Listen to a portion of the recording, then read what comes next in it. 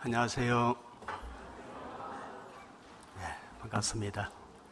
전주교회 오랜만에 와서 말씀으로 교제하게 되어서 기쁘게 생각합니다. 같이 기도하시겠습니다.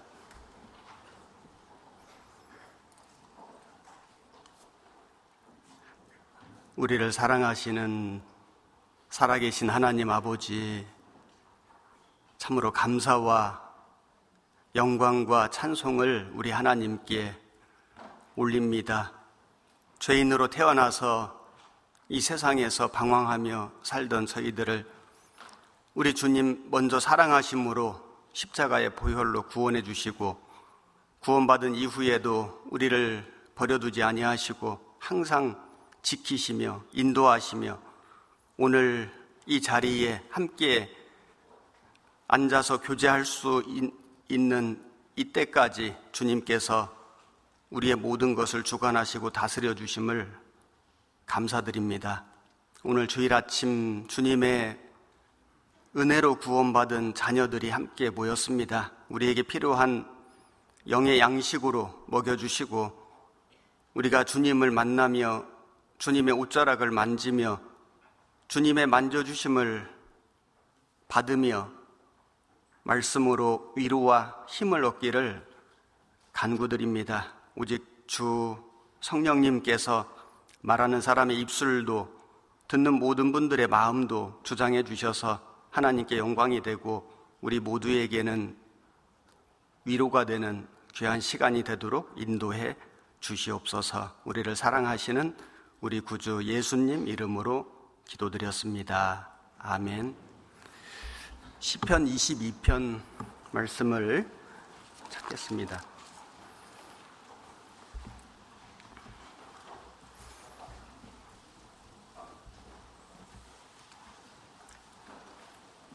구약성경 817페이지 시편 22편 14절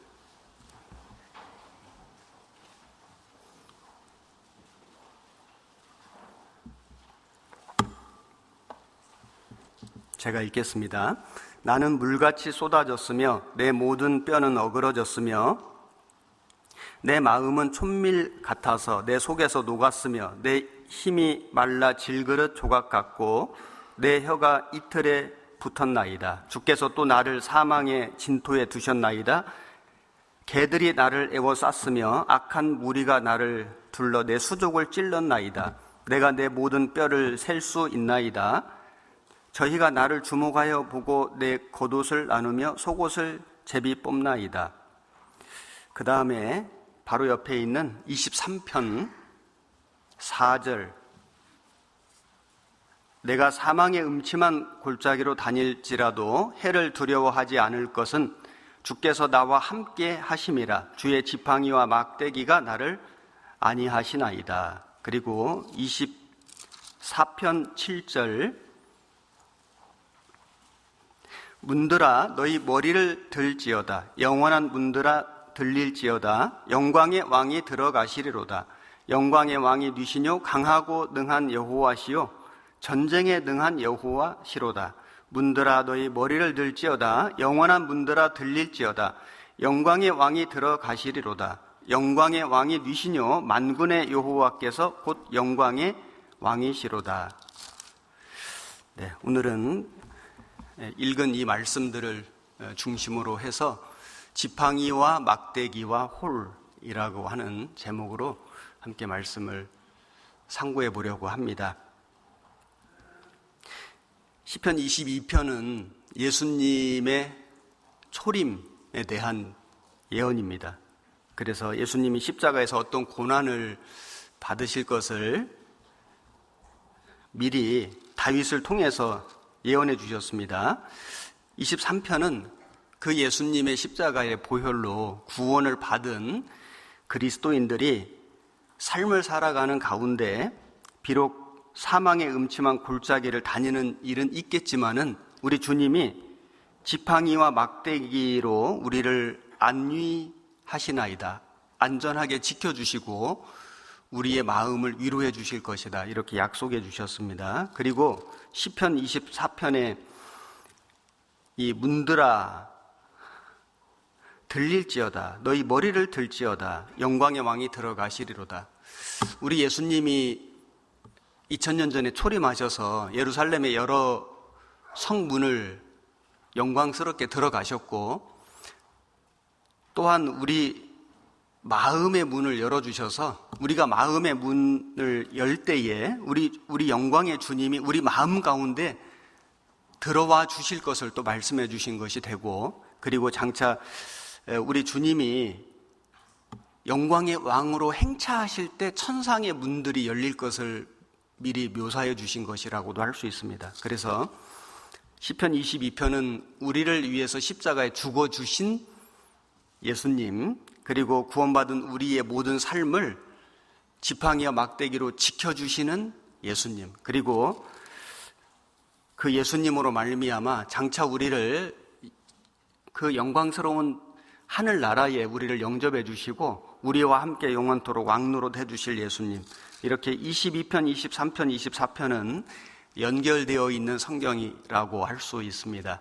이 시편을 기록한 분은 다윗인데, 다윗은 확실히 구원을 받은 사람이었고 장차 오실 예수님을 믿었고, 그 예수님께서 우리의 모든 죄를 영원히 용서해 주실 것을 확신한 사람이죠. 그런데 그런 믿음을 가진 이 다윗이 받은 그 고난, 그 고생, 그 고통은 이루 말할 수가 없었습니다. 잘 아시는 대로 기름 부음을 받았지만은 왕관을 쓸 때까지 약 10여 년 동안 사울에게 쫓김을 당하고 죽음의 위협을 수없이 당했습니다. 모진 고난을 받았는데, 그런데 그 다윗을 우리 주님이 옆에서 항상 지켜주시고 안전하게 지켜주시고 그 다윗의 마음을 계속해서 위로해 주셨다. 그래서 다윗은 알고 있습니다. 사망의 음침한 골짜기를 수없이 지나갔지만은 그때마다 주님이 지팡이와 막대기로 자기를 안위해 주셨다. 그리고 장차 주님과 함께 영원한 나라에서 왕노릇 할 것을 믿었습니다. 우리 구원받은 그리스도인들의 삶도 동일하다고 할 수 있습니다. 우리는 2000년 전에 오신 예수님의 보혈로 구원받은 것이 너무나 확실하고, 비록 천국에 영원히 영광을 누리며 살 자격은 가졌는데 이 세상에 사는 동안에는 사망의 음침한 골짜기를 수없이 지나갑니다. 하나님이 허락해 주신 겁니다. 그런데 그 음침한 골짜기를 지날 때마다 우리 주님이 지팡이와 막대기로 우리를 안전하게 지켜주시고 우리의 마음을 위로해 주심으로 우리는 이 모든 길을 잘 걸어갈 수 있는 것입니다. 그리고 장차 다윗이 노래한 것처럼 우리도 주님의 나라에 들어가서 주님과 함께 영원토록 왕노릇 하게 될 것입니다. 여기 다윗은 예수님을 나의 목자라고 이야기했습니다. 우리는 주님의 목자 되신 주님의 양과 같죠. 그래서 이사야 53장에도 그 양을 장차 오실 예수님에 대해서도 설명을 해주셨고, 그 예수님의 구원을 받을 우리의 모습도 양으로 설명을 해주셨는데, 우리는 다 양 같아서 그릇 행하여 각기 제 길로 갔거늘. 이 양의 특징이 여러 가지가 있는데 가장 크게 두 가지를 말하면은, 우선은 이 양은 하나님을 떠난 우리 영혼의 모습이다. 그래서 우리는 다 각기 제 길로 갔거늘. 하나님을 모를 때 우리는 각자 자기 인생을 헤매며 방황하며 살았습니다. 그리고 또 양의 또 한 가지 특징은 우리를 위해서 죽어주시는 예수님. 그래서 아시는 대로 양은 털을 깎을 때 피가 나도 가만히 있고 죽임을 당할 때도 저항하지 않는, 그리고 소리를 내지 않는 그런 유일한 짐승이 양이라고 할 수 있는데, 장차 오실 예수님을 그 양의 속성을 통해서 우리에게 표현해 주신 거라고 할 수 있습니다. 우리는 구원받은 그리스도인은 주님의 양이고, 주님은 우리를 기르시는 목자가 되시는 것이 확실합니다. 우리나라는 양이 많지 않잖아요. 그런데 중앙아시아나 이 중미, 남미 뭐 이런 나라들은 양을 많이 기르고 양고기를 많이 먹습니다. 저는 양이 죽는 것을 2번 봤는데, 한 번은 몽골에서 직접 봤고 한 번은 키르기스탄에서 봤는데 양을 죽이는 방식이 좀 다르더라고요. 키르기스탄에서는 이렇게 목을 베어가지고 이렇게 양을 죽이는데, 몽골에서는 이 배를 이렇게 사람 손 들어갈 만큼 가죽을 칼로 이렇게 갈라서 이렇게 손을 집어넣어가지고 심장에 동맥을 탁 끊어버리는 이런 식으로 양을 죽이는 걸 봤는데, 양의 특징은, 양은 약한 짐승입니다. 그래서 양은 한번 넘어지면은 스스로 일어나기가 어렵대요. 일으켜줘야 되는 짐승이다. 그리고 양은 눈이 어두워요. 길을 못 찾는 짐승입니다. 제가 몽골에 가서 보니까 아침에 이 집의 문을 이렇게 대문을 열어놓으면은 말하고 소는 동네 소들이 다 모이고 말들이 모여서 대장소가 이끌고 가면은 주인 없이 그 초원에 갑니다. 가서 이곳저곳 다니면서 풀이 많은 곳을 찾아다니면서 풀을 먹고 저녁이 되면은 자기 마을로 돌아옵니다. 길을 잘 찾아요. 그리고 마을로 돌아오면은 자기 집으로 가요. 자기 집으로. 그래서 자기 집 대문이 닫혀 있으면은 이 담 옆에 서 있어요. 그리고 주인이 열어주면 자기 집으로 가요. 다른 집에 안 갑니다. 그러니까 이 소나 말은 주인이 서 있을 이유가 없습니다. 그냥 소들끼리 말들끼리 하루 종일 목조지를 찾아서 다니다가 어김없이 저녁이 되면 퇴근합니다. 한 줄로 퇴근해요. 참 신기한 게 소들이 이렇게 한 줄로 출근하고 한 줄로 퇴근해요. 대장소가 항상 앞장서요. 자기 집에 가요. 사람이 필요 없습니다. 그런데 양은 항상 목자가 이끌고 가서 좋은 목초지를 계속 이렇게 찾아주고 지켜 서 있다가 저녁이 되면은 데리고 들어와서 양 우리에 넣어줘야 돼요. 양 스스로는 할 수가 없습니다.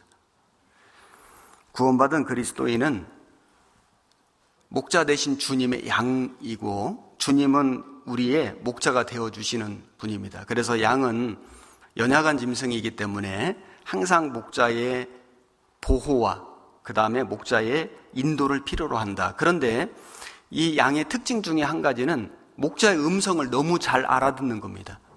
그래서 요한복음 10장에도 말씀하시기를 양들이 그 음성을 알고 따라오되, 그 영상 보셨는지 모르겠는데 실험을 해봤어요. 그래서 가짜 목자가 여러 가지 소리로 양들을 이렇게 부르는데 고개도 안 들어봐요.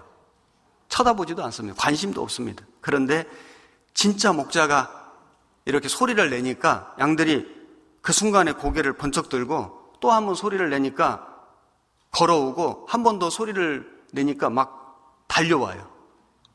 그리고 목자를 막 따라가요. 목자의 음성을 너무나 잘 알아듣는 그런 그 특징을 갖고 있습니다. 구원받은 그리스도인은 목자 되신 주님의 양이고 주님은 우리의 목자가 되어 주신다. 그래서 우리가 구원을 받은 이후에 이제 목자 되신 우리 주님께 돌아왔느니라, 돌아온 양이고, 그 다음에 양은 함께 모여 있는 게 특징입니다. 양을 한 마리씩 기르는 사람은 없습니다.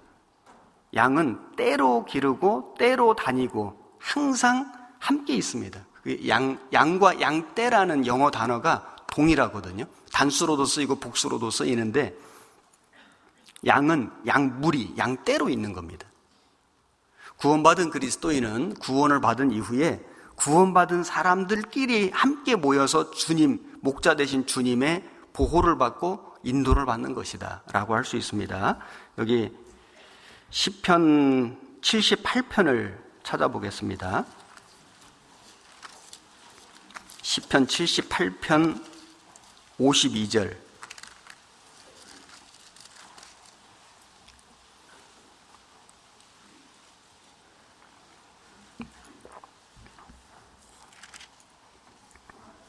(860페이지) 52절 한 절만 같이 읽겠습니다.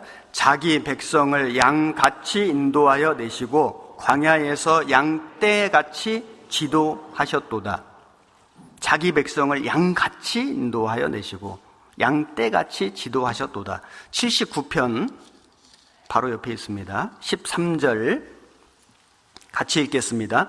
그러하면 주의 백성 곧 주의 기르시는 양 된 우리는 영원히 주께 감사하며 주의 영예를 대대로 전하리이다.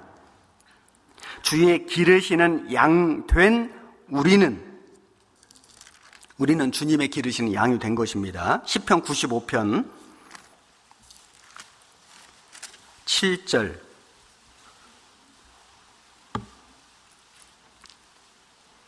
같이 읽겠습니다. 대저 저는 우리 하나님이시요 우리는 그의 기르시는 백성이며 그 손의 양이라. 너희가 오늘날 그 음성 듣기를 원하노라. 우리는 그 손의 양이라. 그래서 항상 인도를 받고 보호를 받는 양인 것입니다. 시편 100편 3절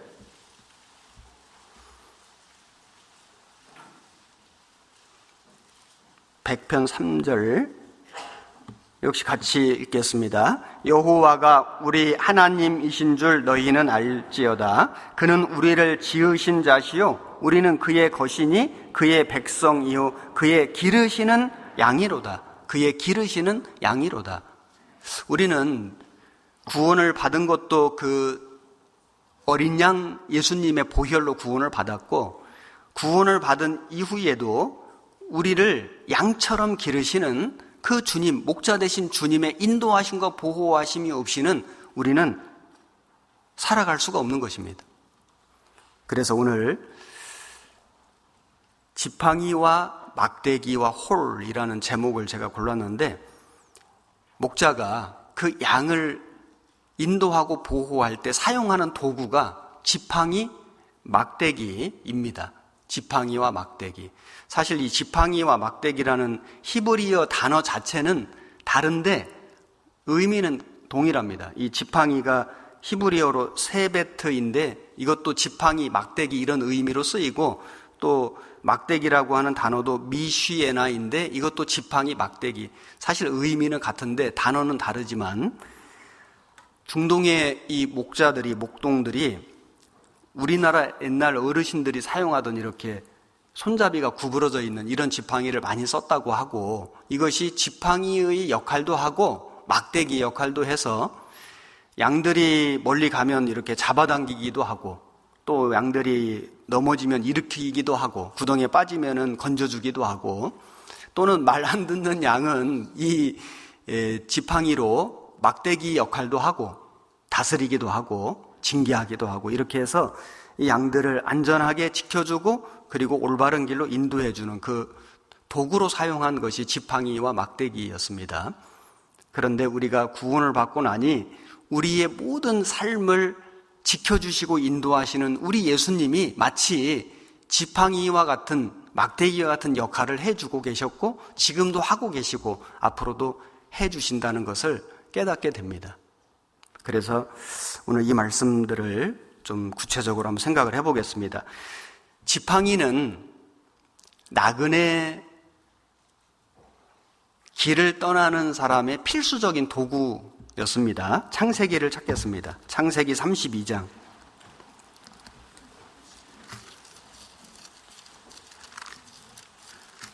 (32장) 6절 48페이지입니다.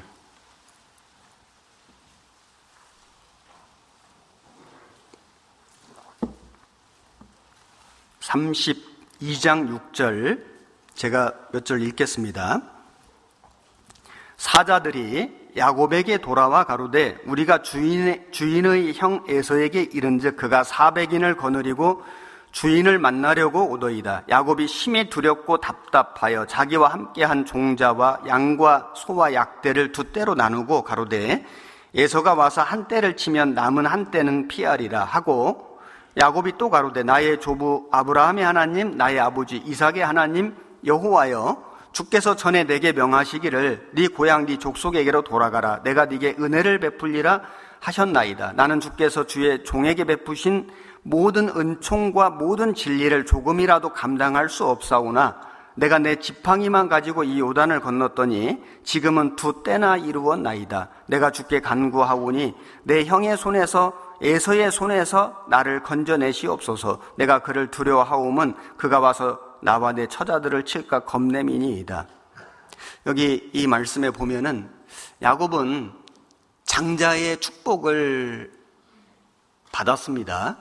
아버지를 속이고 형 에서를 속여서 장자의 축복을 받았습니다. 축복은 받았는데 그렇게 간절히 원하던 축복은 받았는데 당장 주어진 것은 고난이었고 그래서 형 에서의 죽음의 위협을 피해서 삼촌 라반의 집에 도피했습니다.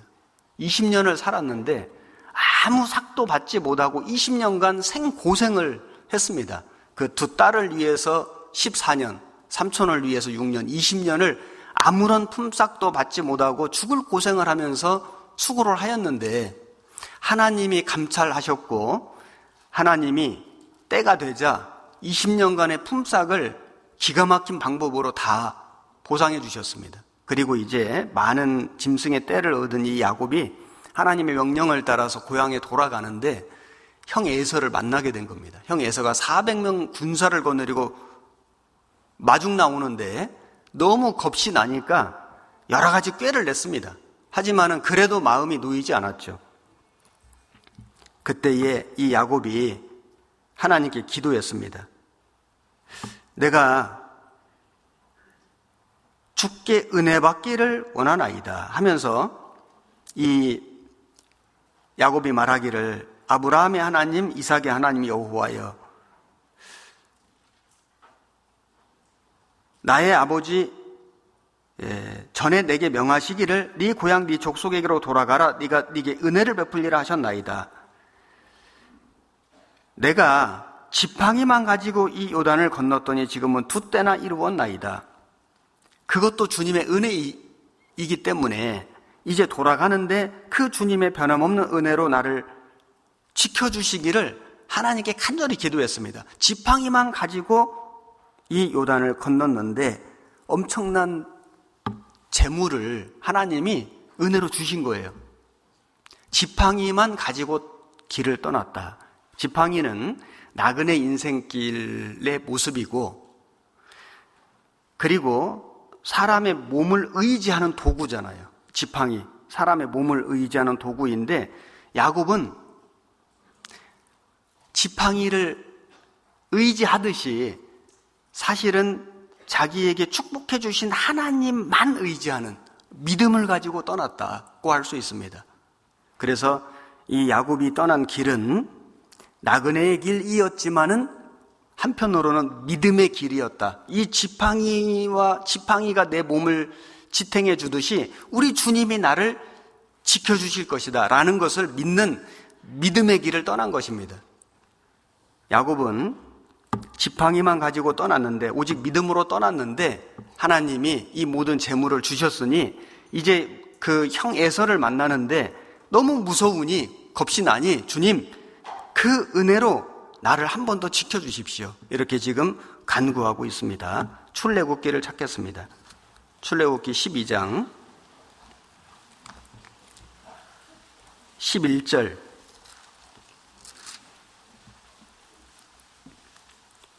98페이지 12장 11절 제가 읽겠습니다.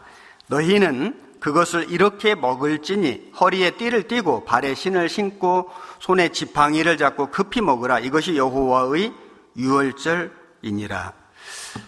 애굽은 이 세상의 그림자가 되고 바로 왕은 이 세상을 통치하는, 이 세상의 권세를 가지고 있는 사단 마귀의 그림자가 되고, 그 애굽에서 고통받는 그 이스라엘 민족은 그 마귀의 올무에서 고통받는 사람들의 영혼이라고 할 수 있죠. 그래서 모세를 보내주시고 출애굽 시켜주셨는데, 예수님으로 말미암아 우리 영혼이 구원받을 것을 나타내신 것입니다. 그런데 여기 보면 이스라엘 백성들이 그 지긋지긋한 400년의 노예 생활을 청산하고 애굽에서 탈출할 때 그 모습이 허리에 띠를 띠고 발에 신을 신고 손에 지팡이를 잡고 급히 먹으라. 어떤 모습일까요? 이제 출발 신호만 떨어지면은 즉시 정말 미련 없이 애굽을 떠날 만반의 준비를 하고 있는 모습이라고 할 수 있죠. 마치 이 모습은 우리 주님의 재림의 나팔 소리가 들려올 때 정말 속히 뒤도 돌아보지 않고 미련 없이 이 땅을 떠나서 주님 앞에 나아갈 우리 구원받은 그리스도인의 모습이라고도 할 수 있습니다. 그래서 누가복음 12장에 보면은 허리에 띠를 띠고 그리고 등불을 켜고 서 있으라. 그 주님의 재림을 맞이하는 그 그리스도인의 모습을 그렇게 묘사해 주셨는데, 허리에 띠를 띈다는 것은 첫째는 일하는 자세이고, 저도 지금 허리띠를 바짝 조여맸는데 일하고 있기 때문에 그런 겁니다. 밥을 먹거나 잠을 잘 때는 띠를 풀어놓고 이렇게 편히 쉬잖아요. 그런데 일을 할 때는 띠를 띠고, 밭에 나가서 일을 할 때도 띠를 띠고, 그래서 띠를 띈다는 것은 일하는 자세이고, 그리고 길을 떠나는 나그네의 행장이죠. 그리고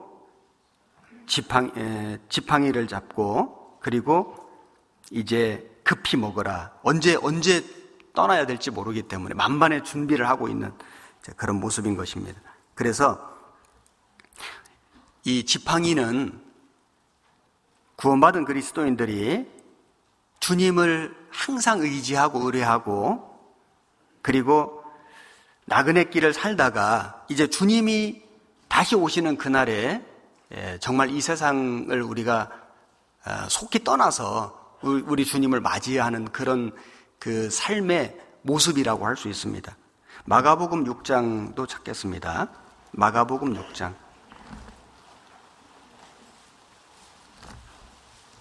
7절, 신약 성경 마가복음 6장 7절, 62페이지입니다.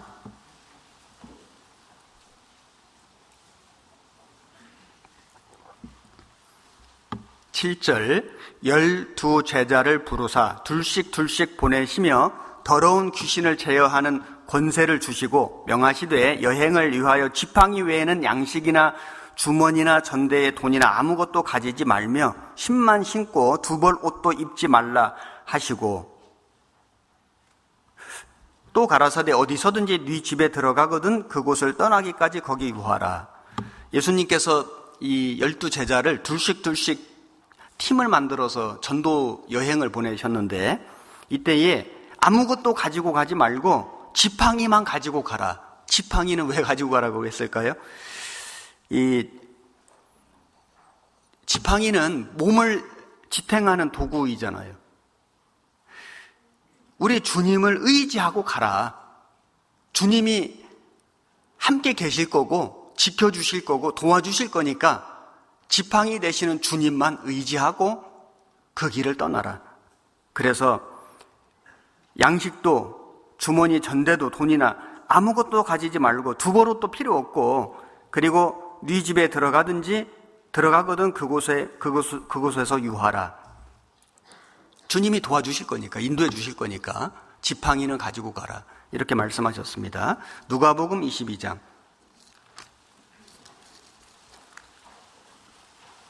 35절 135페이지입니다. 35절 제가 읽겠습니다. 저희에게 이르시되 내가 너희를 전대와 주머니와 신도 없이 보내었을 때에 부족한 것이 있더냐? 가로되 없었나이다. 이르시되 이제는 전대 있는 자는 가질 것이요 주머니도 그리하고 검 없는 자는 겉옷을 팔아 살지어다. 그런데 여기 보면 이제는 전대 있는 자는 가지고 주머니도 가지고 검도 겉옷을 팔아 살지어다. 좀 반대되는 말씀을 하셨는데 왜 이렇게 말씀하셨는가? 이제는 주님의 십자가의 죽으심이 임박한 겁니다. 주님이 죽으실 것이기 때문에 이제는 다가올 어려움과 환난을 대비해서 이런 것들을 준비하라, 이렇게 말씀하신 겁니다. 주님은 사실 이 겉옷을 팔아 검을 사라 이렇게 말씀하셨는데, 베드로가 이 예수님이 잡히실 때에 그 말고라는 사람의 귀를 떨어뜨린 사건이 있었잖아요. 그때 주님 말씀하시기를 그 검을 다시 집어넣어라. 검을 쓰는 자는 검으로 망한다. 그런데 여기는 왜 검을 준비하라 말씀하셨을까요? 칼이 없어서 못 쓰는 거하고 있는데도 안 쓰는 거는 차원이 다른 겁니다. 그 에콰도르 원주민 그 전도했던 짐 엘리엇이 총을 가지고 있었는데 공격받을 때에 총을 쏘질 않았잖아요. 그것 때문에 전도된 거거든요. 총이 없어서 안 쏜 거하고 있어서 총을 사용할 수도 있었는데, 그러면 살 수도 있었는데 총을 쏘지 않는 그것 때문에 그 마음의 변화가 생겼고 복음이 전해지는 계기가 된 것이죠. 우리 주님은 겉옷을 팔아 검을 살지어다. 그러나 그 검을 사용하지는 않게 하셨습니다. 우리 주님이 공생의 기간에 모든 전도하는 이 사도들, 제자들의 지팡이가 되어주셨습니다. 그래서 지켜주시고, 그리고 인도해 주시고, 위로해 주시고, 안위해 주셨습니다. 그리고 주님이 십자가에 죽으신 이후에는 엄청난 시련과 환난이 닥쳐올 거기 때문에 그런 것들을 대비할 것도 말씀해 주셨습니다. 수수께끼를 하나 내보겠습니다. 아주 쉬운 거라서 다 맞추실 텐데,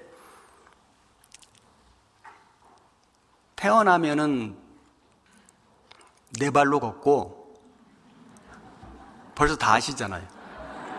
그 다음은 두 발로 걷고, 그 다음엔 세 발로 걷는 사람이죠.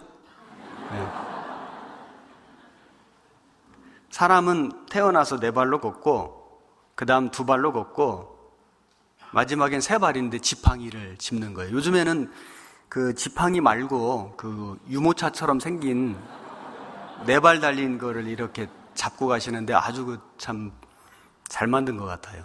그 안전하고. 네, 예전에는 이 어르신들은 항상 지팡이를 사용했습니다.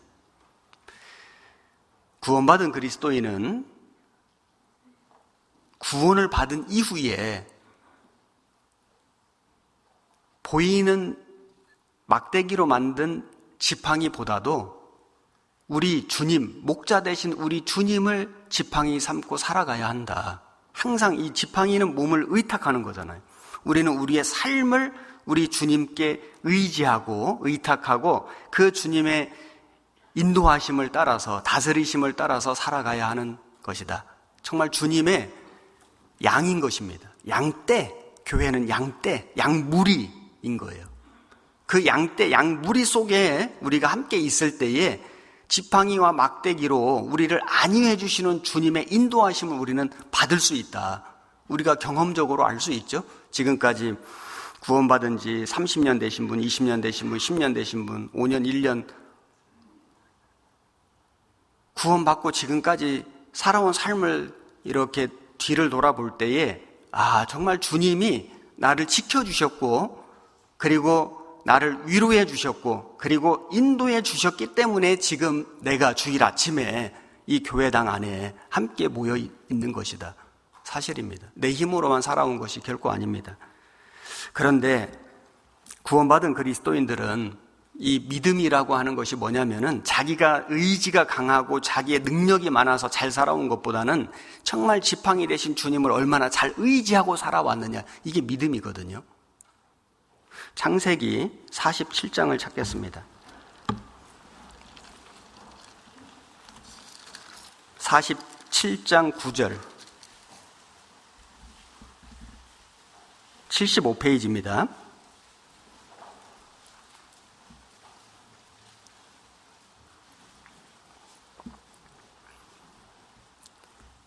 (9절) 야곱이 바로에게 고하되 내 나그네 길의 세월이 130년이니이다. 나의 연세가 얼마 못되니 우리 조상의 나그네 길의 세월에 미치지 못하나 험악한 세월을 보내었나이다 하고 야곱이 바로에게 축복하고 그 앞에서 나오니라. 이 야곱 이름이 이스라엘으로 바꿔주셨죠. 아브라함의 하나님, 이삭의 하나님, 야곱의 하나님이라는 그 의미는 그 사람들의 삶을 통해서, 인생을 통해서 주님이 나타나시고 역사하셨다는 것입니다. 그런 위대한 사람들의 삶을 보면 얼마나 고난이 많았습니까? 여기 야곱이 말하기를 내 나그네 길의 세월이 130년인데 험악한 세월을 보내었나이다. 그 하나님의 사람도 그 살아오는 세월 속에 엄청난 많은 사건들, 많은 눈물들, 많은 고통들이 있었습니다. 그래서 이 야곱이 세겜에 머물러 있을 때 그 사랑하는 딸 디나가 겁간당하는 사건도 있었고, 그리고 자기가 사랑하던 아내 라헬이 먼저 죽는 사건도 있었고, 그리고 자기 아들이 그 서모, 자기 첩과 그 간통하는 참 사건도 있었고, 그 집안에 구원받은 그리스도인 집안에 있어서는 안 될 정말 너무나 엄청난 가슴 아픈 사건들과 사연들이 다 있는 것입니다. 그리고 이 야곱이 사랑하는 아들 요셉이 있었는데 형들이 시기하고 미워해서 팔아버렸습니다. 그리고는 이 옷이 야곱의 옷이 아닙니까? 짐승 피가 묻어 있는데 죽은 줄로만 알았는데, 그런데 세월이 흘러서 양식 사러 간 이 형들이 그 동생을 만나게 되고 요셉이 용서를 해주고, 아버지 요셉이 살아있습니다. 그런데 처음에는 야곱이 믿겨지지가 않았습니다. 그런데 그 아들이 보낸 그 술의 마차를 보고 기운이 소생한지라 내가 가서 만나리라, 내가 가서 만나리라. 이 야곱은 애굽에 가서 그 호강할 생각을 한 것이 아니고 정말 죽은 줄로만 알았던 내 아들 요셉을 만날 수만 있다면은 하는 그 희망으로 애굽에 간 것입니다. 그 야곱의 그 파란만장한 삶, 여기 130년 나그네 길을 살았는데 험악한 세월을 보내었나이다. 그런데 이 야곱이 바로 왕을 축복해요. 육신적으로 생각을 해보면은 지금 야곱은 바로 왕의 양식을 구하러 왔고 바로 왕의 은혜를 구하러 온 사람인데, 그런데 그래서 바로가 고센 땅을 줘가지고 거기서 이제 머물러 살게 되는데, 그런데 축복은 야곱이 바로 왕에게 하거든요. 여러분, 우리가 이 세상에서 구원을 받았고 하나님의 자녀로 백성으로 살아가는데 육신적으로는 참 보잘것없어 보일지 몰라도, 이 세상의 권세가 대단해 보일지는 몰라도 구원받은 그리스도인들에게는 엄청난 권세가 주어져 있는데, 하나님의 이름으로 왕도 축복할 수 있는, 대통령도, 장관도, 시장도, 이 세상에 정말 내놓으라 하는 그런 대단한 사람들에게도 우리가 이 복음을 전하고 그들에게 하나님의 은혜를, 하나님의 축복을 전할 수 있는 대단한 권세가 주어져 있다. 놀라운 사실이죠. 이 야곱이 히브리서 11장 믿음의 장에 올라가 있는데 어떤 내용이 올라가 있는지를 보겠습니다. 히브리서 11장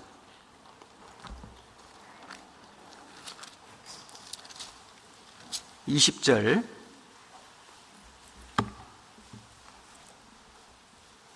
신약성경 365페이지입니다. 11장 20절.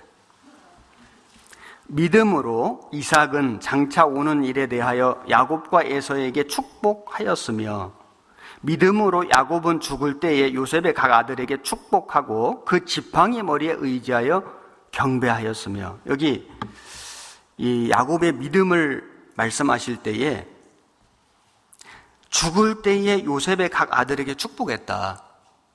자기 자녀들에게 복음을 전하는 것, 그게 믿음인 겁니다. 그 다음에 지팡이 머리에 의지하여 경배하였으며, 왜 지팡이 머리에 의지했을까요? 너무 연로해가지고 몸을 가눌 수가 없는, 그래서 지팡이 머리에 몸을 의지할 그 순간까지도 하나님을 경배하는 삶을 살았다. 말하자면 평생 주님만 의지하고 산 겁니다. 그것이 믿음이다. 그래서 히브리서 11장에 야곱의 믿음을 소개할 때 그는 지팡이 머리에 의지하여 경배하였다, 이렇게 소개하고 있습니다. 우리가 이 받은 이 구원을 내 사랑하는 자녀들에게, 가족들에게, 사랑하는 사람들에게 전하는 것, 이게 믿음이고, 그리고 정말 내 생명이 끊어지는 그 순간까지, 마지막 그 순간까지 주님만 의지하고 살아가는 삶 자체가 믿음이다. 이것을 야곱이 삶을 통해서 우리에게 말하고 있습니다. 우리 구원받은 그리스도인들은 이 주님을 정말 지팡이처럼 의지하고 살아가는데, 세상 사람들은, 하나님을 알지 못하는 사람들은 무엇을 의지하고 살아갈까요? 자기들의 능력, 힘, 권세, 자기들의 지식과 눈에 보이는 그런 강한 것들을 의지하고 살아갑니다. 그것이 마치 자기를 지켜줄 것처럼 생각하고 살아가죠. 성경 열왕기하를 찾겠습니다. 열왕기하 18장 21절, 구약성경 594페이지입니다.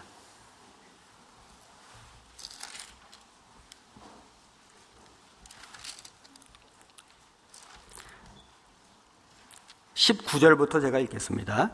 18장 19절, 랍사게가 저희에게 이르되 너희는 히스기야에게 고하라. 대왕 아수르 왕의 말씀이 너희 의뢰하는 이 의뢰가 무엇이냐? 네가 싸울 만한 계교와 용력이 있다고 한다마는 이는 입에 붙은 말뿐이라. 네가 이제 누구를 의뢰하고 나를 반역하였느냐? 이제 네가 저 상한 갈대 지팡이 애굽을 의뢰하도다. 사람이 그것을 의지하면 그 손에 찔려 들어갈지라. 애굽왕 바로는 무릇 의뢰하는 자에게 이와 같으리라. 여기 아수르 왕이 이스라엘을 침략했는데 그 장수 랍사게가 이스라엘 백성들에게 이렇게 말을 하는 겁니다. 너희 왕 히스기야에게 말하라. 너희들이 의뢰하는 이 의뢰가 뭐냐? 너희들이 용기가 있다고 하지만 그건 말뿐이다. 그리고 너희들이 저 애굽을 의뢰하는데 저 애굽 그 나라는 상한 갈대 지팡이와 같다. 사람이 볼 때는 애굽이란 나라가 대단한 능력을 가진 큰 나라일지 몰라도 그 애굽은 상한 갈대기 지팡이와 같은데 그런 나라를 의뢰하느냐? 물론 이건 이제 그 이스라엘을 비하하고 비난하는 말이긴 한데 틀린 말은 아닙니다. 갈대는 힘이 하나도 없잖아요. 갈대를 우리가 뭐 넘어질 때 갈대를 붙든다면 무슨 도움이 되겠습니까? 갈대는 아무 힘이 없습니다. 그런데 그나마도 상한 갈대예요. 상한 갈대니까 뭐 정말 이건 뭐 자기 스스로도 지탱할 수 없는 그런 것을 의뢰하느냐? 우리가 눈에 보이는 이 세상은, 이 세상의 모든 것은 사람이 볼 때는 힘이 있어 보이고 능력이 있어 보이고 그것이 사람의 마음을, 몸을, 생명을 지켜줄 수 있는 것처럼 보일지는 몰라도 그것은 상한 갈대 지팡이와 같다. 사실입니다. 이 세상의 어떤 것도 우리의 마음을 위로해 주지 못합니다. 이 세상의 그 어떤 것도 우리의 몸을 의지할 대상이 안 됩니다. 우리가 정말 마음에 엄청난 시련이 닥쳐오고 육신의 어떤 무서운 질병이 찾아오고 생명의 기로에 섰을 때에 우리가 의지하고 의뢰할 수 있는 게 무엇일까? 이 세상의 것은 잠시 볼 때는 의지하고 의뢰할 대상인 것처럼 보일지는 모르지만은 정말 그 마지막 막다른 길에 섰을 때는 오직 나를 구원하신 주님, 나를 위해서 십자가에 죽어주신 주님, 나를 지금까지 지켜주시고 내 모든 걸음을 인도해 주시고 나를 위해서 천국을 예비해 주신 그 주님 외에는 의지할 것이 하나도 없다는 걸 알게 됩니다. 여기 에레미야 48장도 찾아보겠습니다. 에레미야 48장 16절.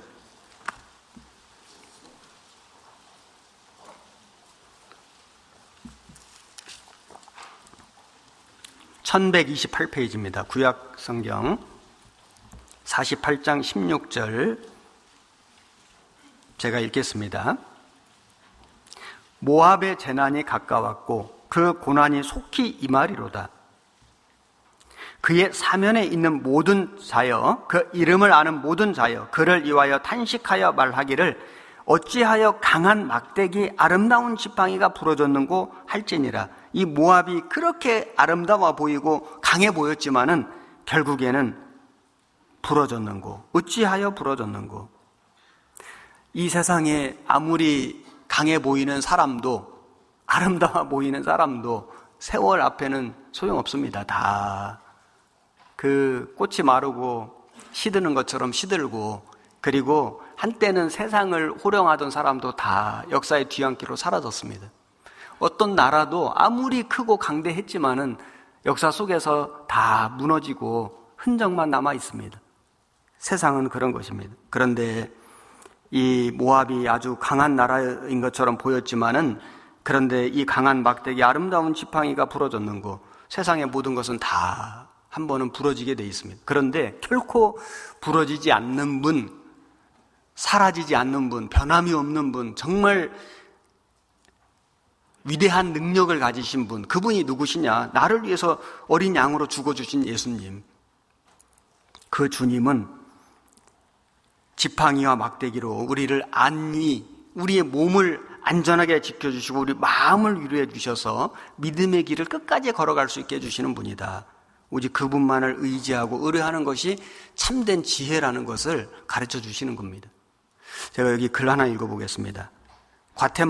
과테말라의 대통령이었던 알폰소라는 사람은 자신의 신변 안전에 남달리 신경을 썼는데, 대통령 관저를 중심으로 반경 2km 안에 있는 건물은 무조건 관저 쪽으로 난 창문을 폐쇄시켜버렸고, 친위대를 제외하고는 어느 누구도 무기를 휴대한 채 자기 관저에 출입하는 것을 금지했고, 주치의는 하루 3번씩 그를 검진했고, 어떤 물건도 친위대의 엄격한 사전검사 없이는 절대로 관저 안으로 가지고 들어갈 수 없게 했고, 음식물은 검사관이 시식한 다음에라야 식탁에 오를 수 있었고, 그리고 그 당시 150만 불이라는 거금을 지불하고 대통령 전용 방탄차를 구입했는데, 이 차는 기관포로 습격을 당해도 끄떡없도록 설계된 것인데 경호용으로는 완벽한 것으로 알려진 차였습니다. 그런데 이 방탄차를 인수하고 한껏 기분이 좋았던 그 다음 날, 평소에 절대적으로 신임하던 친위대원의 총탄을 맞고 그렇게 가기 싫었던 지옥으로 급행하고 말았습니다. 참, 그 나라의 절대 권력을 가진 대통령도, 우리나라에도 그런 분이 계셨잖아요. 엄청난 권력을 가졌고 나는 새도 다 떨어뜨리는 그런 권세를 자랑했지만은, 그런데 너무나 허무하게 그렇게 믿었던 사람들에게 배신당하고 죽임당하는 이런 일들이 역사 속에 많이 있었습니다. 우리 형제 자매님들, 우리가 정말 의지할 대상은 누구인가? 물론 이 세상에 친구도 필요하고, 이 세상에 돈도, 물질도 필요하고, 집도 필요하고, 의복도 필요합니다. 필요 없다는 건 아니에요. 하지만은 이 세상에 그 어떤 것도 내가 의지할 대상은 아니다. 아무리 땅에 많아도, 아무리 건물이 많아도, 조물주 위에 건물주라면서요. 그런데 아무리 건물이 많아도 천당 위에 분당의 아파트를 여러 채를 갖고 있다 할지라도, 그거는 하나님을 섬기는 도구로서는 필요할 수 있지만은 우리가 의지하고 의뢰할 대상은 전혀 아닙니다. 그래서 그런 것이 없을지라도, 우리 구원받은 그리스도인들 중에 건물이 없고 집이 없고 땅이 없고 가진 재산이 없는 분이 많이 계십니다. 그럴지라도, 우리 육신이 낡고 병들었을지라도 우리가 낙심하지 않을 수 있는 것은 나를 안위하시는 지팡이와 막대기 되시는 주님이 계심으로 우리는 정말 낙심하지 않고 절망하지 않고 사망의 음침한 골짜기를 잘 통과할 수 있는 그런 능력을 가진 겁니다. 이 지팡이는 하나님께서 막대기와 같은, 정말 이 막대기는 생명이 없잖아요. 이미 나무에서 끊어져서 잘라져서 깎아서 이렇게 만든 막대기, 지팡이, 죽은 나무인데 정말 보잘것없는 아무 쓸모없는 나 같은 사람을 하나님이 사용하셔서 하나님의 능력을 나타내시는 도구로 써주시는, 그래서 모세의 손에 들린 이 지팡이가 아무것도 아니지만은 엄청난 기적과 능력을 나타낸 것처럼 정말 나라는 사람은 아무 쓸모없고 능력이 없는 사람이지만은 하나님의 능력의 권능의 손에 붙들리기만 하면 나를 통해서 엄청난 능력을 나타내 주신다. 이걸 우리가 교훈으로 받을 수 있습니다. 출애굽기 찾아보겠습니다. 출애굽기 4장 2절 85페이지 구약성경 4장 2절 여호와께서 그에게 이르시되 네 손에 있는 것이 무엇이냐? 그가 가로되 지팡이이니이다. 그리고 17절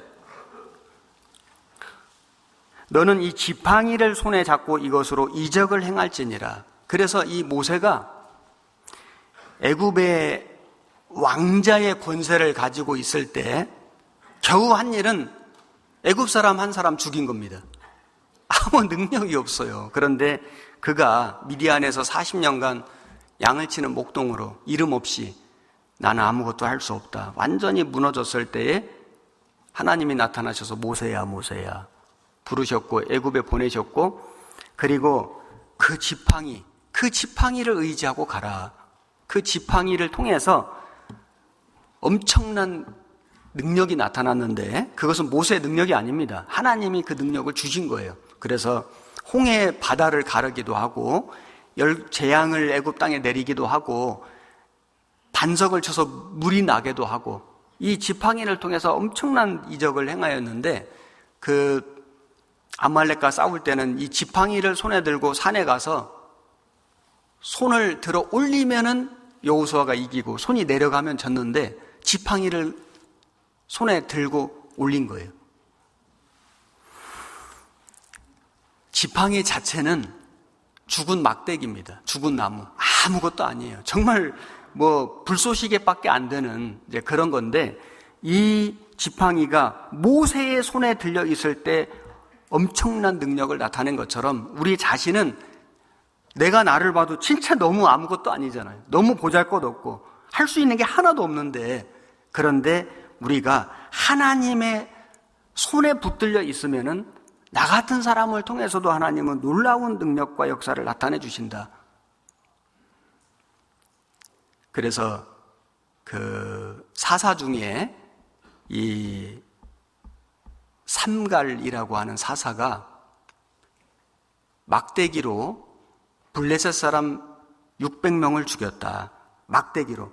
그 소모는 막대기예요. 그러니까 소모는 막대기가 그 몽둥이가 아니거든요. 그냥 막대기인데 그 소모는 그 막대기 정말 너무 아무것도 아닌 그것으로 블레셋 사람을 600명을 죽였다. 만약에 그 삼갈이 골리앗의 칼 같은 엄청난 큰 칼로 600명을 죽였다. 그것도 참 대단한 능력일 텐데, 그런데 그런 그 엄청난 칼이 아니고 소모는 막대기로 600명을 죽였다. 그러니까 하나님의 능력이 보잘것없는 사람을 통해서 더 크게 나타나는 거예요. 할 만한 사람이 하는 거하고 도저히 할 수 없는 사람이 하는 거하고 하나님의 능력이 언제 더 크게 나타나겠습니까? 할 수 없는 사람이 엄청난 일을 할 때 하나님의 능력이 나타나고 하나님께 영광이 돌려지는 건데, 나는 내가 나를 볼 때도 정말 할 수 없는 사람이고 보잘것없는 사람인데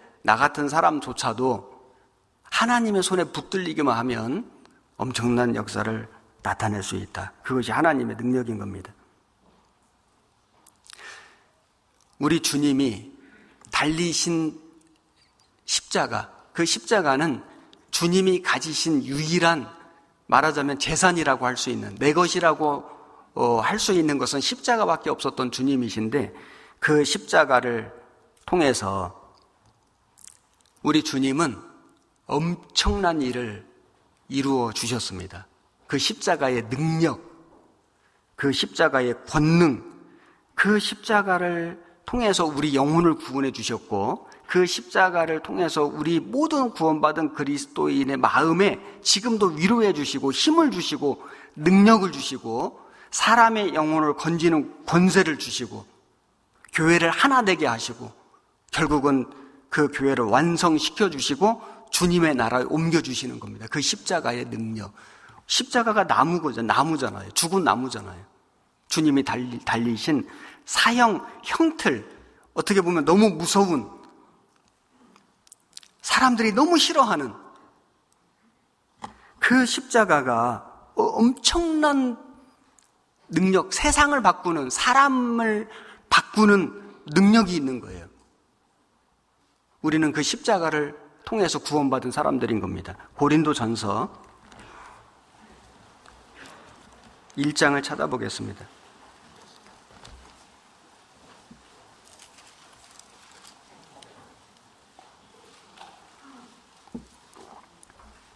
(1장 17절) 263페이지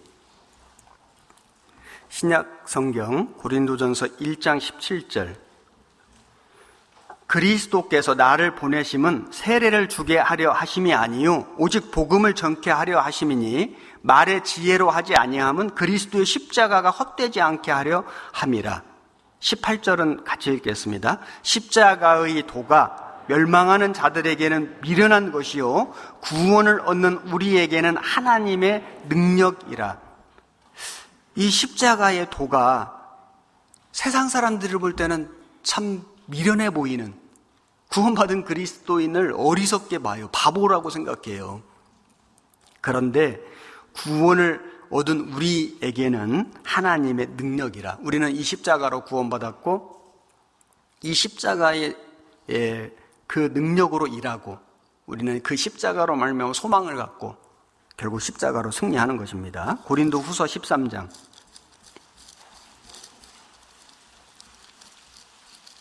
고린도후서 13장 4절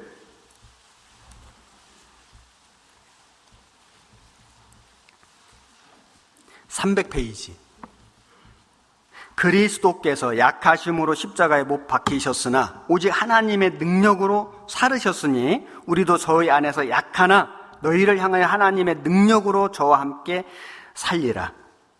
여기 그리스도께서 약하심으로 십자가에 못 박히셨. 사실은 주님은 하나님이셨고 하늘에 천사를 12영 더 되는 천사를 내려오게 해서 멸할 수도 있었으나 하나님은, 예수님은 그 능력을 사용하지 않았습니다. 그래서 정말 연약한 모습으로, 너무나 부끄러운 모습으로, 초라한 모습으로, 비참한 모습으로 죽으셨으나 하나님의 능력으로 살으셨으니, 그래서 십자가로 죽음의 권세를 깨뜨리고 이기셨으니 우리도 구원받은 그리스도인도 약해 보이지만은 우리가 이 십자가의 능력으로 우리가 엄청난 일, 주님의 일, 하나님의 역사를 할 수 있는 겁니다.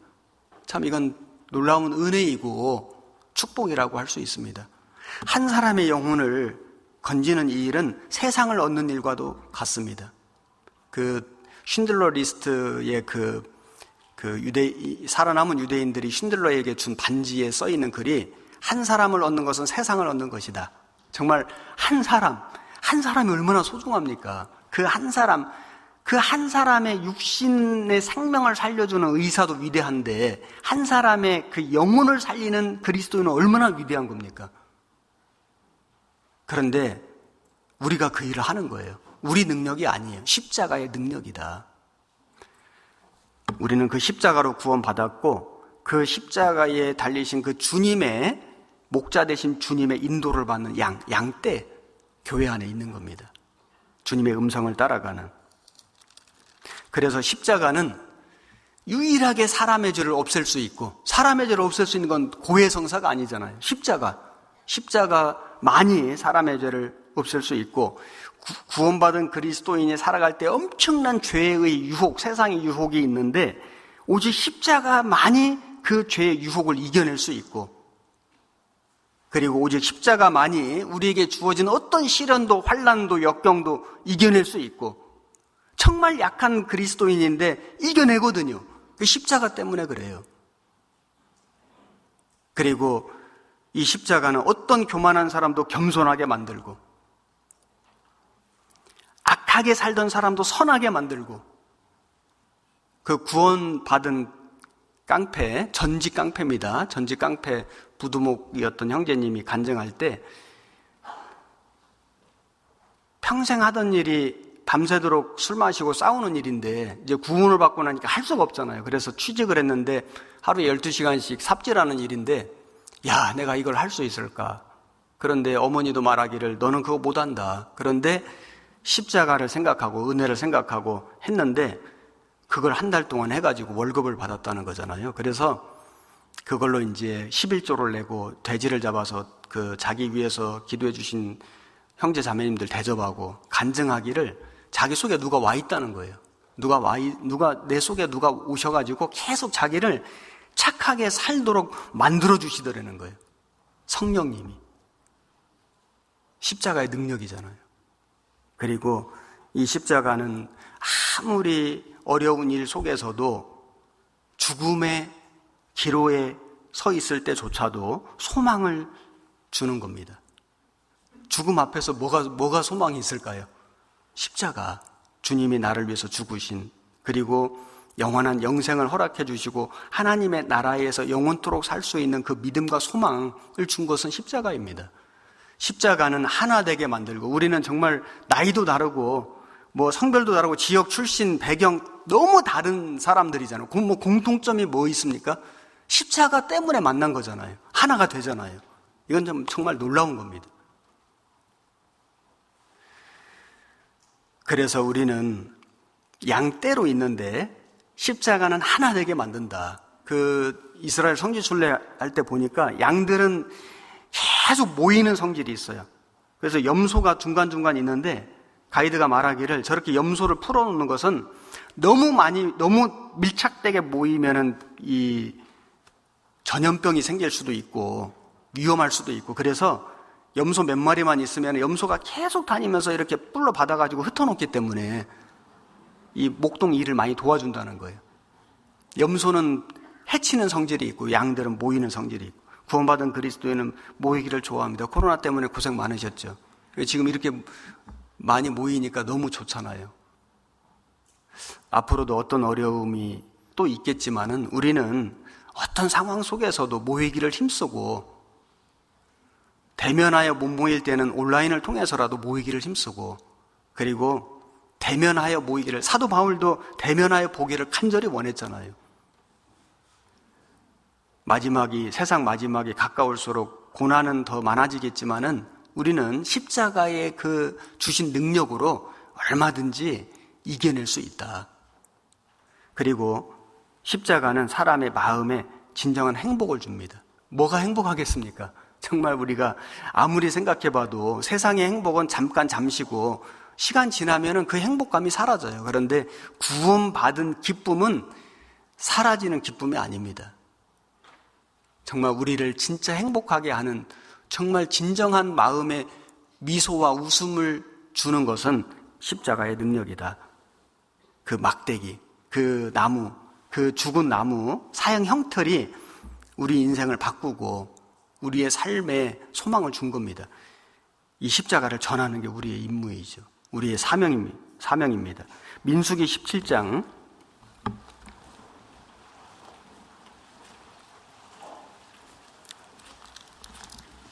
1절을 찾겠습니다.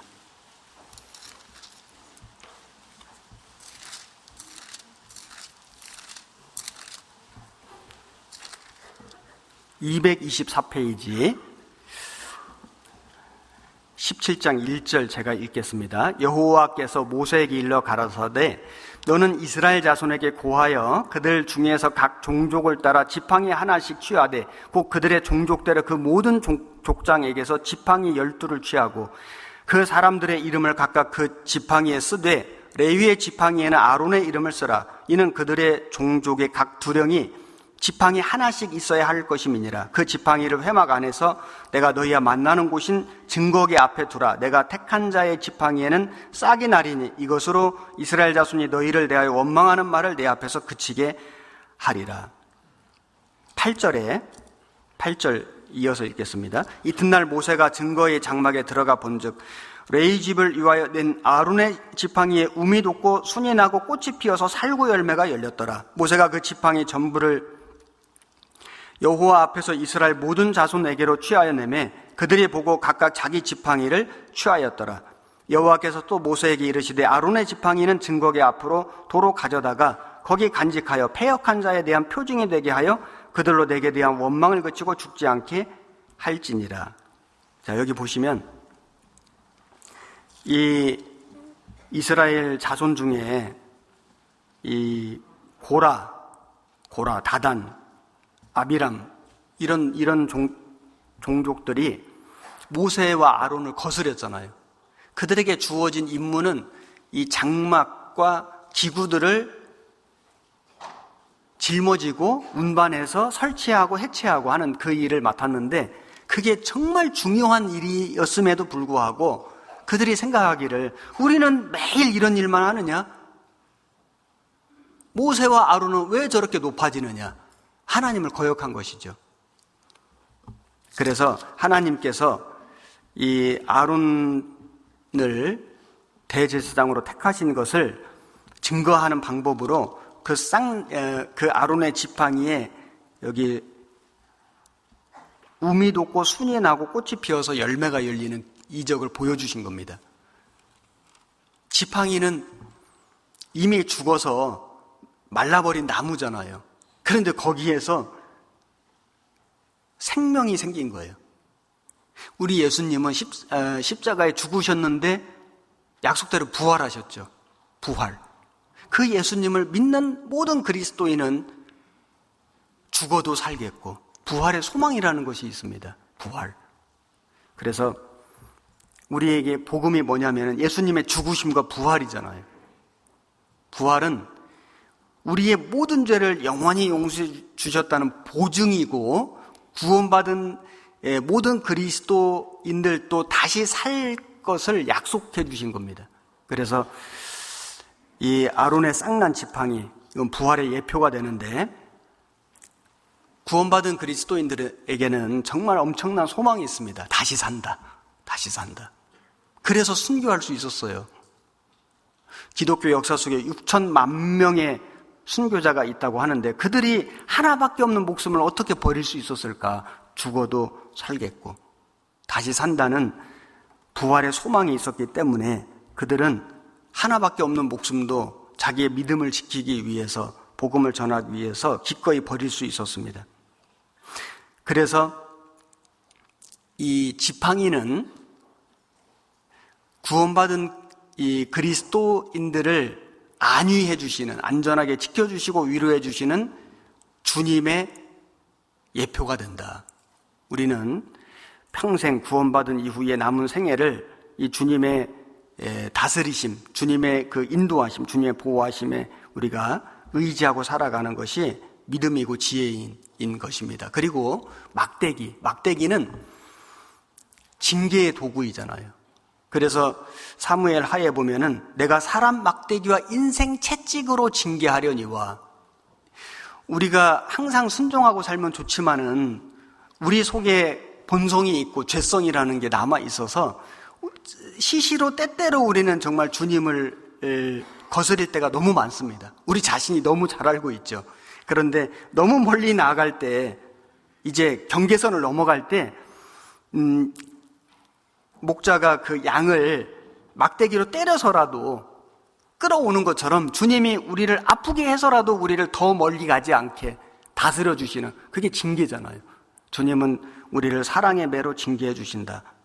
그래서 이 다윗이 참 10년 동안 사울에게 그런 엄청난 고난을 받으면서 그 시련을 이겨냈기 때문에 다윗은 40년간 이스라엘을 하나님의 말씀으로 다스릴 수 있는 능력을 갖게 된 거예요. 그 이스라엘 통일 왕국의 왕관을 40년간 쓸 수 있었던 그 왕관의 무게를 지탱할 수 있었던 힘은 다윗이 받은 고난이었습니다. 아들 솔로몬은 왕위를 이어받았죠. 처음에는 아버지에게 배운 신앙이 있어서 지혜를 구했고 부와 지식과 영광도 주셨는데 나중에는 타락했습니다. 그래서 많은 이방 처첩을 드리고 그들이 섬기는 우상을 섬기다가 나라가 두 쪽이 됐는데, 솔로몬이 그 왕관을 끝까지 지탱하지 못했던 것은 다윗이 받은 그 고난 같은 어려움을 겪어본 적이 없는 거예요. 다윗은 10년간 말도 못할 죽음의 위협과 마음의 고생을 하였는데, 그에게 있어서 사울은 사람 막대기이고 인생 채찍이죠. 그 사울이 있었기 때문에 다윗이 존재할 수 있었어요. 다윗의 믿음이 존재할 수 있었고 그는 정말 위대한 왕이 될 수 있었습니다. 나라고 하는 사람에게도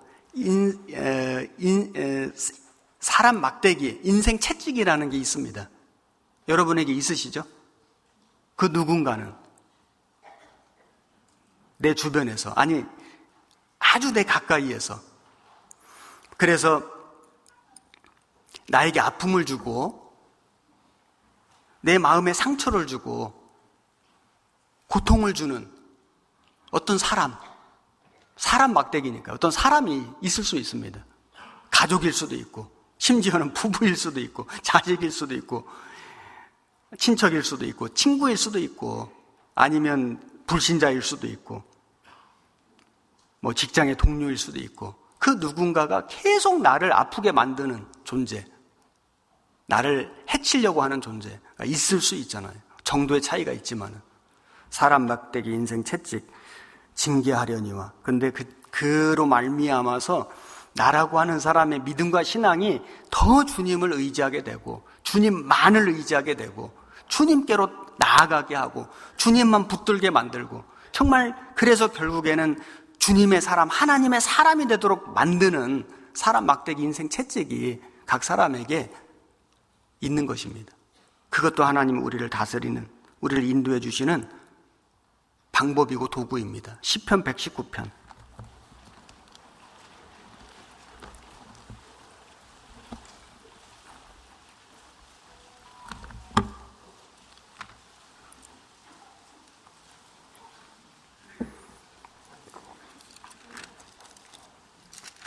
(119편)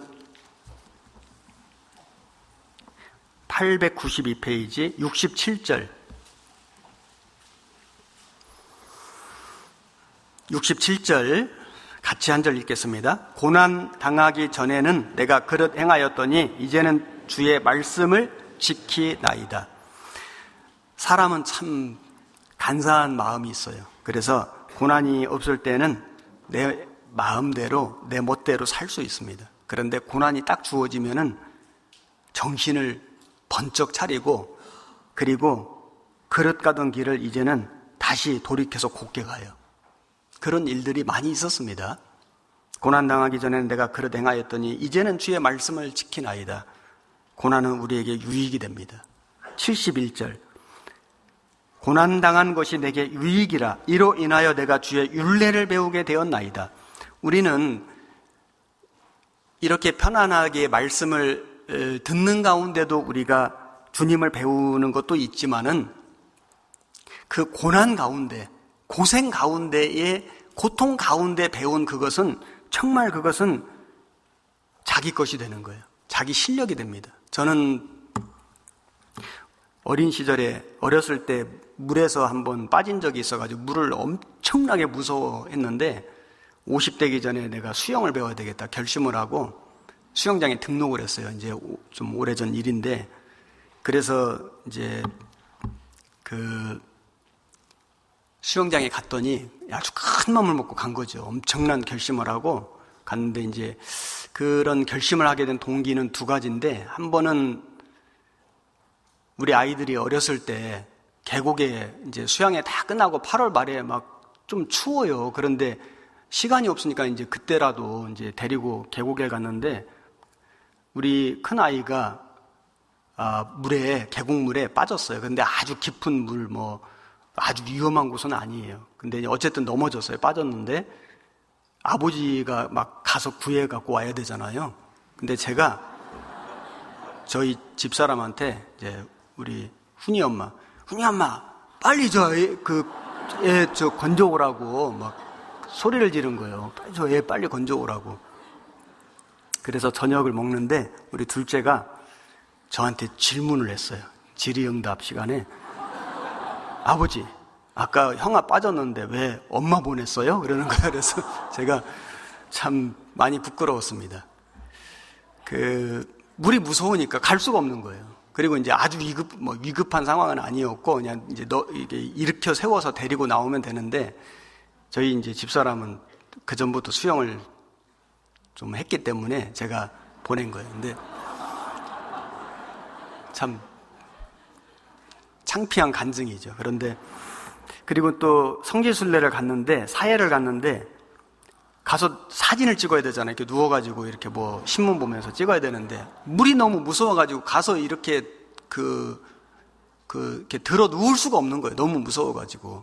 그래서 물가 옆에 한 2m쯤 떨어진 곳에서 이렇게 막 빨리 찍어요, 막 이래가지고 엉겁결에 찍고 나와서 사진 쓰지도 못하던 아주 참 창피한 경험이 있어가지고, 제가 이 수영을 배워야 되겠다.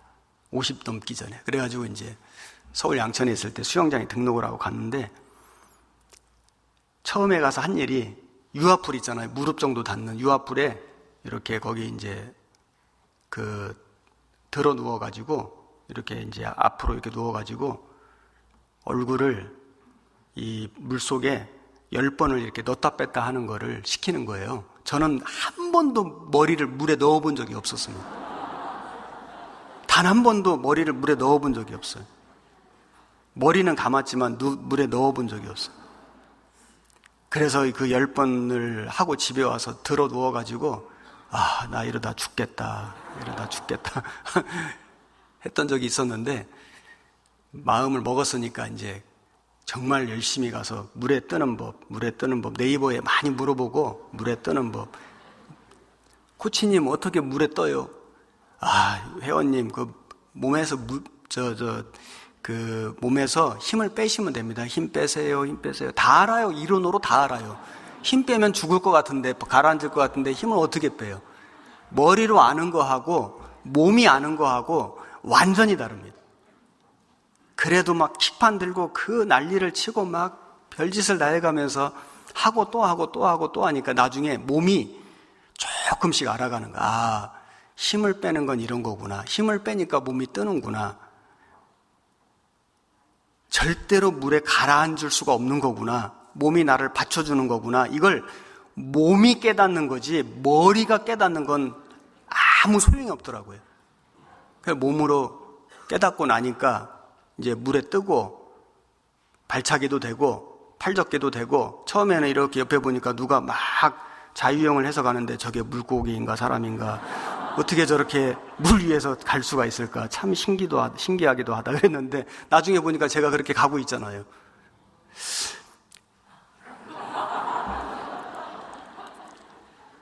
몸으로 아는 것이 내 것이지 머리로 아는 건 내 것이 아닙니다. 몸으로 아는 것, 신앙은 몸으로 아는 것이 중요하다. 머리로 아무리 많이 알고 있어도 내가 그 몸으로 그것을 그 고난 가운데 겪은 것이 아닌 것은 내 실력이 아닌 거예요. 내 실력이 아니기 때문에 내 거인 것처럼 느껴지지만은 막상 그런 상황이 되면은 못 이겨나요. 고난은 유익이다. 고난을 통해서 하나님이 우리에게 정말 믿음이라고 하는, 신앙이라고 하는 실력을 우리에게 가르쳐 주신 겁니다. 시편 119편 75절에 여호와여 내가 알거니와 주의 판단은 의로우시고 주께서 나를 괴롭게 하심은 성실하심으로 말미암음이니이다. 주의 판단은 의로우시고, 우리가 생각할 때는 왜 하나님 구원받은 그리스도인에게 이런 고난, 이런 고생, 고통을 허락하십니까? 이해가 안 될지 몰라도 주님은 정확하게 판단하셨고 의로우시고 나를 괴롭게 하신 것은 성실하심으로 말미암음입니다. 주님은 너무 성실하신 분이기 때문에 나는 아직까지 깨닫지 못할 뿐이지, 주님은 정확하게 판단하시고 나에게 필요한 고난을 주셔서 나를 강하게 만들어 주신다. 실력 있는 사람으로, 실력 있는 신앙인으로 만들어 주신다. 이건 정말 틀림없는 사실입니다. 사도 바울에게는 가시를 주셨는데 그 육체의 가시가 너무나 고통스러워서, 가시라고 하는 것은 아프긴 한데 죽지는 않잖아요. 이 가시가 좀 없어지면은 정말 편하겠는데, 이 가시가 없어지면 정말 전도를 더 열심히 하겠는데 가시가 없어지질 않는 거예요. 그래서 학자들은 그 육체의 가시를 눈의 병이었을 것이다, 안질, 아주 심각한 안질이 있었을 것이다 라고 추측하는데, 사도 바울이 그래서 이 편지를 쓸 때도 대서하고 막 그랬잖아요. 그 바울이 정말 그 잘 보이는 시력을 가졌다면 더 엄청난 일을 할 수 있었을 텐데도 불구하고 하나님이 바울에게 육체의 고난을 그대로 두신 것은 자고하지 않게 하려 함이라. 교만하면은 하나님 버리시잖아요. 고난이 있기 때문에 하나님을 붙들잖아요. 그게 능력이잖아요. 그래서 사도 바울이 나중에 깨달은 것은, 내가 능욕과 궁핍과 핍박과 곤란을 기뻐하는 이는 내가 약할 그때 곧 강함이니라. 사람이 생각할 때는 내가 강해야 주님 일을 많이 할 것 같은데, 나중에 깨달은 것은 내가 약할 때에 오히려 강하신 주님이 나를 통해서 역사해 주셨다. 사실입니다. 그래서 우리가 어떤 직분을 맡고 봉사를 할 때에, 목사님 제가 뭐 이것도 어렵고요, 저것도 어렵고요, 몸도 아프고요, 환경도 형편도 안 되고요. 사실 그것은 이유일 수 있습니다. 그렇기 때문에 주님 일을 더 잘할 수도 있거든요. 제가 여기 누가 쓴 시인지는 모르지만 하나 읽어보겠습니다. 내 등에 짐이 없었다면 나는 세상을 바로 살지 못했을 것입니다. 내 등에 있는 짐 때문에 늘 조심하면서 바르고 성실하게 살아왔습니다. 이제 보니 내 등의 짐은 나를 바르게 살도록 한 귀한 선물이었습니다. 내 등에 짐이 없었다면 나는 사랑을 몰랐을 것입니다. 내 등에 있는 짐의 무게로 남의 고통을 느꼈고 이를 통해 사랑과 용서도 알았습니다. 이제 보니 내 등의 짐은 나에게 사랑을 가르쳐준 귀한 선물이었습니다. 내 등에 짐이 없었다면 나는 아직도 미숙하게 살고 있을 것입니다. 내 등에 있는 짐의 무게가 내 삶의 무게가 되어 그것을 감당하게 하였습니다. 이제 보니 내 등의 짐은 나를 성숙시킨 귀한 선물이었습니다. 내 등에 짐이 없었다면 나는 겸손과 소박함의 기쁨을 몰랐을 것입니다. 내 등의 짐 때문에 나는 늘 나를 낮추고 소박하게 살아왔습니다. 이제 보니 내 등의 짐은 나에게 기쁨을 전해준 귀한 선물이었습니다. 물살이 센 냇물을 건널 때는 등에 짐이 있어야 물에 휩쓸리지 않고, 화물차가 언덕을 오를 때는 짐을 실어야 헛바퀴가 돌지 않듯이 내 등의 짐이 나를 불의와 안일의 물결에 휩쓸리지 않게 했으며 삶의 고개 하나하나를 잘 넘게 하였습니다. 내 나라의 짐, 가족의 짐, 직장의 짐, 이웃과의 짐, 가난의 짐, 몸이 아픈 짐, 슬픈 이별의 짐들이 내 삶을 감당하는 힘이 되어 오늘도 최선의 삶을 살게 합니다. 우리에게는 가시가 있습니다. 죽지는 않지만은 나에게 계속해서 고통을 주는, 아픔을 주는, 성가시게 만드는 어떤 육신의 질병일 수도 있고, 뭐 타고난 장애일 수도 있고, 내 주변의 환경, 어떤 가난이라고 하는 어떤 자기의 어떤 그 자라온 어린 시절의 어두운 환경, 가정 환경이라든지 성장 배경, 가족 친척, 나를 힘들게 하는, 아프게 하는, 그러나 떨쳐버릴 수 없는 숙명과도 같은 그런 가시가 아마 모양은 다르지만은, 고통의 정도는 다르지만 다 있으실 겁니다. 그런데 바울에게는 그 가시가 은혜이고 축복이었습니다. 우리에게 있는 이 가시가, 나에게 있는 이 가시가 지금 당장에는 너무 큰 고통이고 이해가 안 되고 왜 이렇게 하셨는지 잘 모를 수 있지만은 확실한 것은 우리가 주님 앞에 가면 이제는 거울로 보는 것 같이 희미하지 않고 얼굴을 대하여 보는 것처럼 모든 이유를 알게 될 것인데, 그래서 주님이 그런 가시를 내게 허락해 주셨구나. 그런 아픔을, 그런 고통을 그래서 주님이 나에게 허락해 주셨고, 그것 때문에 내가 겸손했고, 그것 때문에 내가 더 주님 의지했고, 그것 때문에 내가 믿음 지켰고, 그것 때문에 내가 더 힘껏 주님의 일을 할 수 있었다는 것을 깨닫게 될 것입니다. 자, 우리 주님은 구원받은 그리스도인들에게 지팡이가 되시고 때로는 막대기가 되시고, 그리고 홀이 막대기거든요. 지팡이입니다. 왕의 손에 붙들린 게 홀이에요. 창세기 49장 10절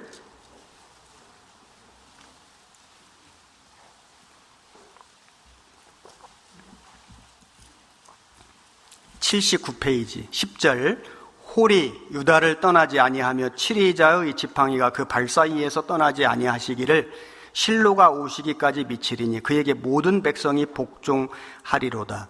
여기 야곱이 죽을 때 유언했는데 유다 지파에 대한 그 유언 중에 홀이 왕의 지팡이, 통치의 지팡이가 유다를 떠나지 않고 7위자의 지팡이가 그 발 사이에서 떠나지 아니하시기를 실로 그리스도 메시아가 오시기까지 미치리니, 그래서 유다 지파를 통해서 예수님 오실 것을 예언해 주신 겁니다. 그리고 민수기 24장 찾겠습니다. 민수기 24장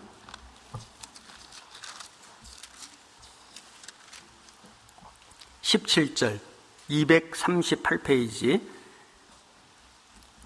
내가 그를 보아도 이때의 일이 아니며 내가 그를 바라보아도 가까운 일이 아니로다. 한 별이 야곱에게서 나오며 한 홀이 이스라엘에게서 일어나서 모압을 이 편에서 저 편까지 쳐서 파하고 또 소동하는 자식들을 다 멸하리로다. 여기 이 발락이 발람을 불러가지고 이스라엘을 저주하게 했는데 하나님이 그 입을 통해서 축복하게 하셨습니다.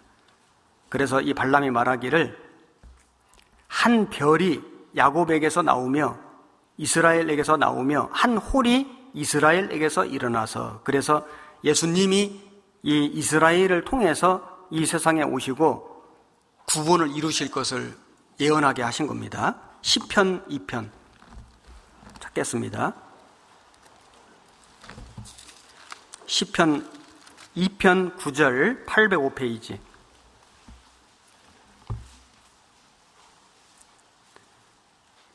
네가 철장으로 저희를 깨뜨림이어 질그릇같이 부수리라 하시도다. 12절 그 아들에게 입맞추라. 그렇지 아니하면 진노하심으로 너희가 길에서 망하리니 그 진노가 급하심이라. 여호와를 의지하는 자는 다 복이 있도다. 여기 시편 2편에는 금방 읽은 말씀에는 재림하시는 예수님의 모습이 나옵니다. 그래서 9절에 철장으로 저희를 깨뜨림이어 이 세상을 심판하실 것을 말씀하시면서 철장이 뭐냐면은 철로 만든 지팡이입니다. 철로 된 이 장자가 이 지팡이거든요. 그래서 철로 만든 지팡이로, 철로 만든 막대기로 저희를 심판하실 것이다. 질그릇같이 부수리라. 세상을 심판하실 것인데 그 전에 그 아들에게 입맞추라. 은혜를 입고 구원을 받으라. 여호와를 의지하는 자는 다 복이 있도다. 예수님은 홀로 오셔가지고 통치의 지팡이로 오셔서 십자가에 죽으시고 막 나무 십자가에 죽으시고 이제는 철로 된 지팡이를 가지고 막대기를 가지고 세상을 심판하러 다시 오시는 겁니다. 재림하시는 예수님. 그래서 이 세상을 심판하시고 구원받은 그리스도인들과 함께 천년 동안 세세토록 왕노릇 하시고 영원토록 천국에서 세세토록 왕노릇 하시는 왕 중의 왕으로 다시 오실 것입니다. 우리는 그 주님을 기다리며 삽니다. 요한계시록 2장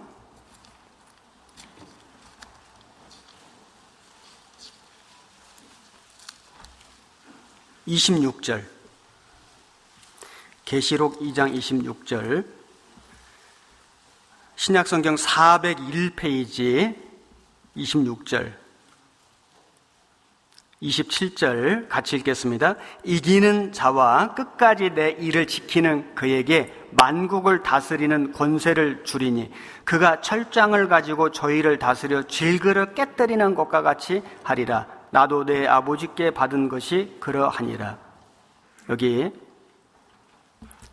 시편 2편 8절 말씀이 신약성경 계시록에 인용되어 있습니다. 이기는 자와, 여기 이기는 자는 예수님이고 그 예수님으로 말미암아 구원받은 모든 그리스도인은 이기는 자입니다.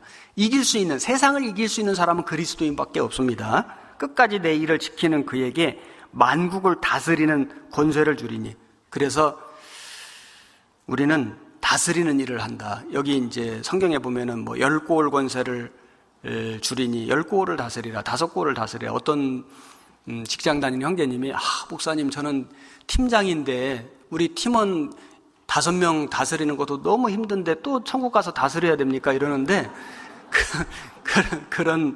그렇게 고생하고 수고하는 다스림이 아니고 영광을 5고을만큼의 10고을만큼의 영광을 주시겠다는 것이지, 가서 수고하고 또 고생하고 속상해하면서 일한다는 의미가 아니잖아요. 그래서 철장을 가지고 저희를 다스려 질그릇 깨뜨리는 것과 같이 하리라. 나도 내 아버지께 받은 것이 그러하니라. 정말 우리 주님 초림하셔서